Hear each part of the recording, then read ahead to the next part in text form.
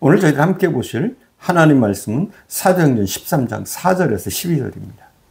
두 사람이 성령의 보내심을 받아 실루기아에 내려가 거기서 배 타고 구브로에 가서 살라미에 이르러 하나님의 말씀을 유대인의 여러 회당에서 전할세 요한을 수행원으로 두었더라.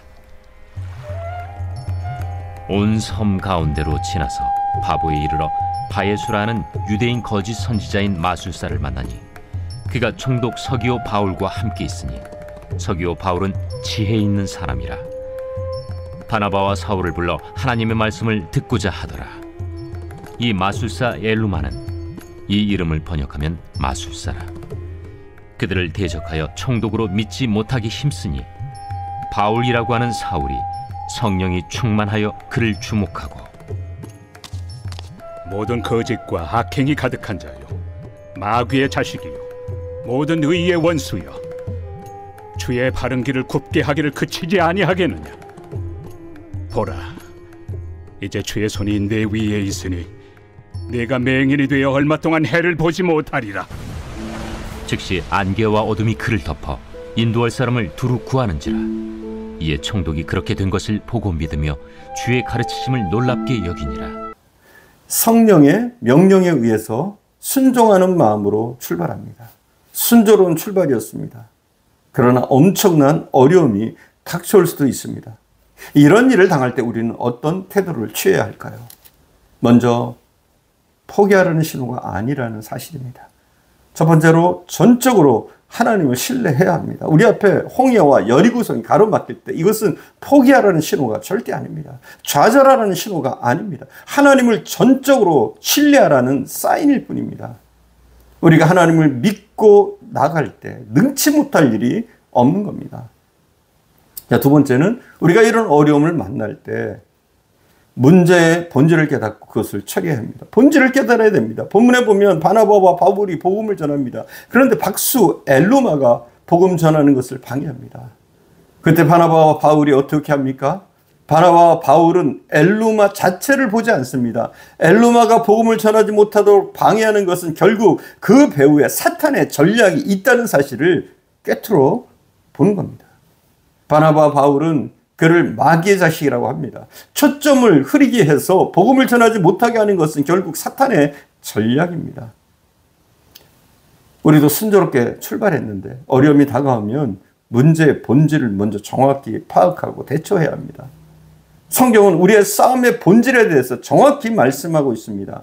에베소 6장 12절에 보니까 이렇게 말씀하고 있죠. 우리의 씨름은 혈과 육에 대한 것이 아니요 정사와 권세와 이 어둠의 세상 주관자들과 하늘에 있는 악의 영들에게 대하니라. 우리의 싸움이라는 것이 결국은 영적 전쟁이라는 겁니다. 사람과의 싸움이 아닙니다. 그런데 이걸 사람과 싸움으로 여길 때 우리는 실수하게 되는 겁니다. 부부와의 싸움이 아닙니다. 자녀와의 싸움이 아닙니다. 사람끼리의 싸움이 아닙니다. 사탄은 끊임없이 인간끼리의 싸움으로 만들고 있습니다. 아벨과 가인의 싸움을 그렇게 만들고 있습니다. 구약에 나오는 그 많은 전쟁을 통해서 인간끼리의 싸움으로 만들고 있습니다. 그래서 사람과 비교하게 하고 시기하게 하고 질투하게 하고 그 초점을 흐리게 합니다. 사탄은 스스로 존재하지 않는 것처럼 꼬리를 감추고 있습니다. 인류의 역사를 인간들끼리만의 역사로 만들어버립니다. 본질을 잃어버리면 우리는 번번이 패할 수밖에 없는 겁니다. 실패한 인생을 살 수밖에 없는 겁니다. 정치가 왜 있습니까? 국민을 위해서 있는 겁니다. 정치인을 위해 국민이 있는 것이 아닙니다. 경제제도, 화폐제도가 왜 필요합니까? 다 같이 행복하게 편안하게 잘 살기 위해서 필요한 것입니다. 일부가 부를 축적하기 위해서 필요한 제도가 아닙니다. 신앙도 마찬가지입니다. 목회자가 왜 필요한 겁니까? 교회가 왜 필요합니까? 교회는 예배드리는 곳이다. 목회자는 설교하는 사람이다. 우리는 인터넷과 TV 방송을 통해서 얼마든지 예배드릴 수 있고 설교를 들을 수 있습니다. 그러나 교회는 단순히 예배나 드리고 목회자의 말씀을 전하는 그런 곳이 아니라는 겁니다. 목회자는 말씀만 전하는 사람이 아닙니다. 말씀만 전하는 사람이라면 여러분은 굳이 이 바쁜 세상에 교회로 나올 필요가 없습니다. 예수님 당시 회당이라는 곳은 삶의 중심이었습니다. 정체와 문화와 경제, 또 치료와 법률까지. 예수님 당시 회당자는 예배를 인도할 뿐만 아니라 상담자와 의사 그리고 판사의 역할까지 관장했습니다. 즉 회당은 유대인들의 삶의 중심이었습니다. 오늘날 교회는 삶의 중심이 되어야 합니다. 교회가 우리의 삶의 군심점이 될 때 여러분의 가정과 직장은 복되고 풍요로워질 것입니다. 사탄은 계속해서 우리의 초점을 흐리게 합니다. 그러면 결국 어떻게 되는 겁니까? 가정의 비극이 찾아옵니다. 하나님의 나라가 이루어지지 않습니다. 복음의 능력이 나타나지 않습니다. 사울왕은 싸움의 대상을 다윗으로 생각합니다. 그럴 때 어떻게 됩니까?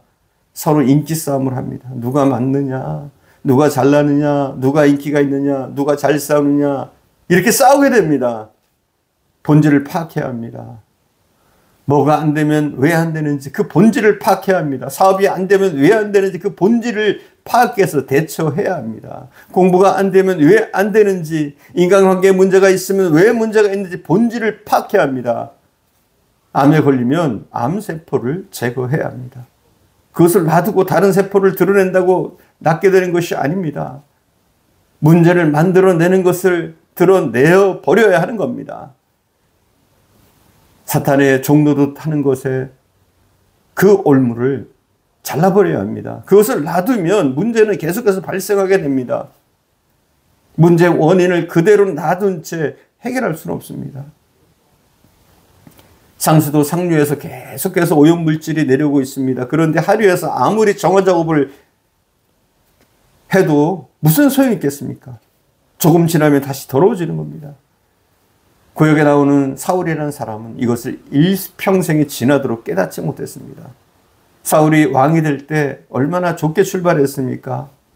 그는 여호와의 신에 크게 감동된 사람이었습니다. 많은 백성들이 그를 좋아했습니다. 그의 외모가 출중했습니다. 그의 키가 컸습니다. 기골이 장대했습니다. 인기가 대단했습니다.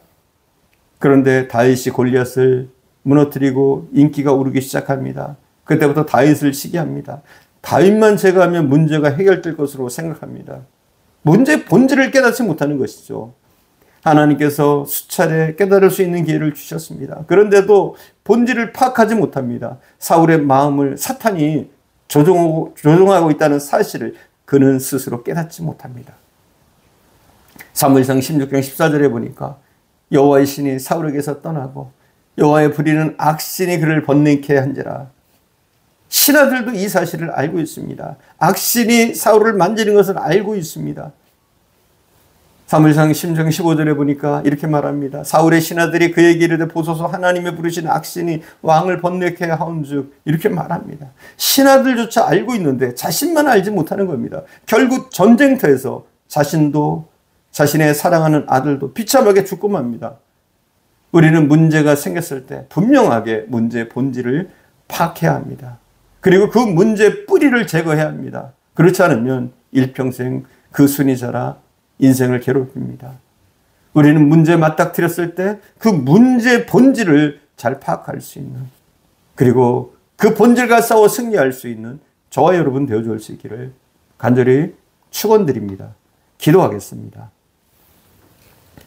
사랑하는 주님, 우리에게 다가오는 모든 위험한 일들과 고통과 시험들, 인간끼리의 싸움으로 여기지 않게 하옵소서. 평범한 일들로 우리가 바라보지 않게 하시고 이것이 영적 전쟁임을 우리가 깨닫게 하시기를 원합니다. 문제의 겉을 보는 것이 아니라 문제의 본질을 보아서 이 문제를 어떻게 해결할 것인지, 또한 우리가 영적인 싸움을 통해서 승리할 수 있도록 인도해 주시기를 원합니다. 보이는 표면만 보지 않게 하옵소서. 사람만 보지 않게 하옵소서. 그 뒷면에서 조종하는 사단의 세력을 파악할 수 있게 하시고 사단과 싸워 승리할 수 있도록 주님 은혜를 내려주시기를 원합니다.